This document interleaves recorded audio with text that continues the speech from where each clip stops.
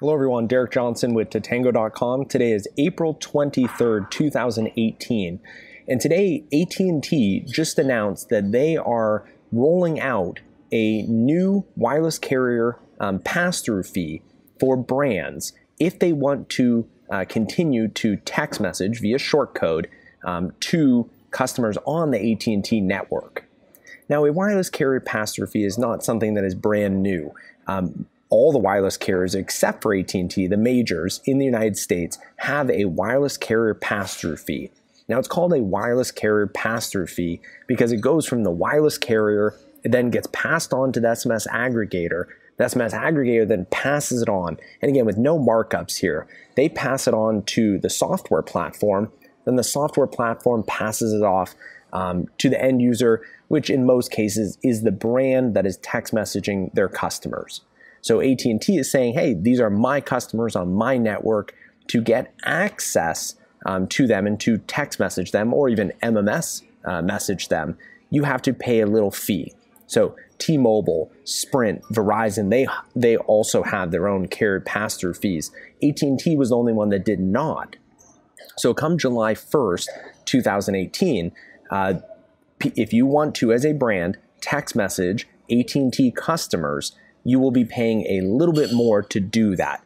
And that because the carrier is passing it from the carrier to the aggregator to the software provider, and then the software provider is passing it off to the brand, which makes it a little more expensive to send either an SMS or an MMS message to those customers. So what is the fee? So the fee is, there's two fees. One is for SMS, one is for MMS. The SMS fee is 2.5 tenths of a cent per message. So just to be very clear, this is not 2.5 cents. This is 2.5 tenths of a cent per message. So that's for the SMS. For MMS, it's 3 tenths of a cent. Again, not 3 cents, 3 tenths of a cent to send an MMS message to a AT&T customer. So let me just review one more time so everybody has the numbers. It's 2.5 tenths per 2.5 tenths of a cent per SMS message, and then 3 tenths of a cent per MMS message. So if you are a brand and you're sending to AT&T customers, you're going to be paying a little bit more. That's the carrier pass-through fee to reach those customers. So there are some positives here. I always try to look at the positive. Now, the negative is you will be charged more to send SMS and MMS messages to those customers that are on AT&T. There's nothing, you can't do anything about that. That's just what it is. And we knew AT&T eventually was going to come up with their own carrier pass-through fee because all the other wireless carriers had it. I think it just took a little longer for AT&T to do it. So now that it's been announced, which is also kind of nice, AT&T has given brands, SMS aggregators, platforms, a real headway in terms of telling them when it's going to happen. We've seen in the past with other wireless carriers that they've given a few days notice, where AT&T is giving, based on today's date, it's April 23rd, so we're talking April, May, June, and then July 1st. So they're giving a considerable amount of notice, where other wireless carriers in the past, when they've enacted their own wireless carrier fees, they've given maybe a few days notice. So I do commend AT&T, and I do appreciate that they are kind of allowing the industry to adjust and, kind of make sure they're ready for this new fee. So there are also some benefits here.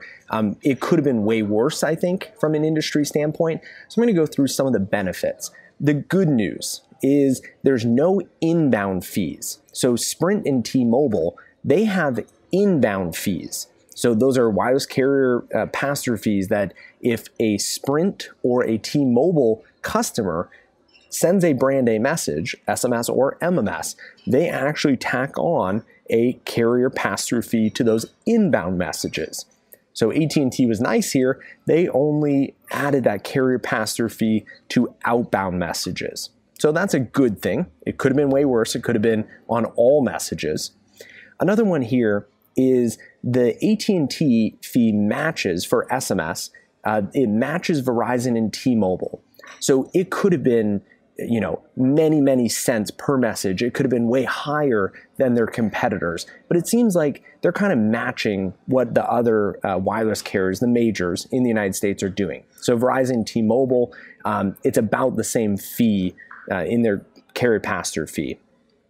Another nice thing is the AT&T fee is half the cost of Sprint's fee, and Sprint's is 0.5 of a cent per message, and AT&T's is going to be half of that fee. So as you can see here, AT&T could have passed a wireless carrier pass-through fee that could have been as high as Sprint's, which is 0.5 of a cent per message. So it could have been way, way worse.